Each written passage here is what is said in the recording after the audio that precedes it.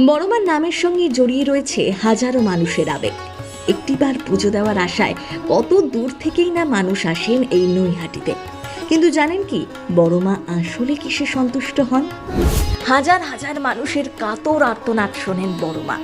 তার কালী পুজোর দিন দর্শনার্থীদের ভিড়ই প্রমাণ করছে।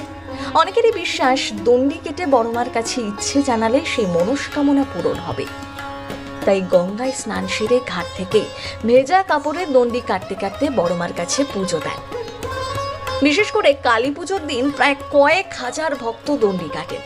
তার আশীর্বাদ পেয়ে দর্শনার্থীরা নিজেদের সাধ্যমতো দানও করেন, আর ইচ্ছে পূরণ হলে ভক্তরাই বড়মাকে অলংকার করিয়ে দেন। এভাবেই আজ কয়েক কেজি গয়নার অধিকারী হয়ে উঠেছেন নৈহাটির বড়মা।